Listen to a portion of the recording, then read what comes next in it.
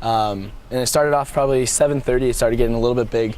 We had people down on this side of the street, people out just kind of drinking and playing some games. And the police officers kind of rolled by and just asked us to pack it up and get out of the street.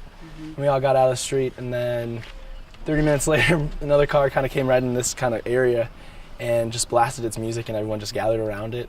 There's probably a couple hundred kids gathered around it, and so it got huge. And then when the cops tried to get it stopped, people started pushing against them and rioting against them, so it got kind of out of hand. What were they doing? You were saying they were kind of chasing the cops out. Explain that. Yeah, well, the cops, I don't know exactly if they went through the front door to talk to these people, but they came out of one of the units, probably a little under 8 cops, and they were trying to get everyone to scatter, and someone tossed a glass bottle, and it possibly hit the officer. I wasn't quite sure, and then just the group just charged the officers, and the officers had to run down the street away from them, and that's when they ended up taking out either rubber bullets and tear gas canisters, and then the whole crowd just ran the opposite way.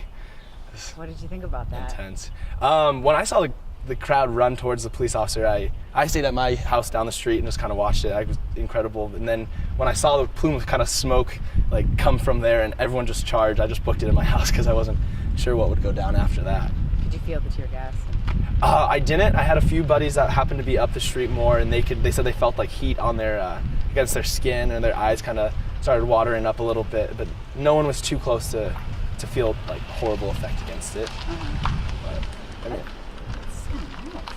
it was crazy, and justified on the officers' part, unfortunately, because they were trying to nicely break it up, and it just got way rowdy. People started climbing on the light posts over here and climbing in trees, and everyone was on their roofs and watching it. It was a very large crowd. What do you think about their use of force? I'd say it's justified. Yeah. That they were being nice and just asking people to leave, and they really weren't being too rude. And they let it go on for a while, and then the kids attacked them, so they had to defend themselves. What were some of the people doing that were just hanging out? What kind of games were they playing? With the music, dancing? By the end of the night, everyone's just hanging around, just listening to music, kind of socializing. It's just a large crowd in the middle of the street.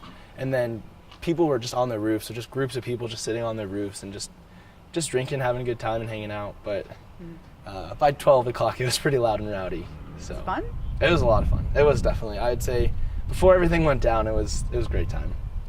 Best party you've ever been to? It has been. It was probably one of the best parties I've been to. Is that the biggest parties you've seen? It's definitely the biggest party I've seen. I heard it beat the Rams Point pool party that was last year. That was supposed to be pretty ridiculously large. Huh. So. All right, well, thank you. Rob, do you have any questions? No?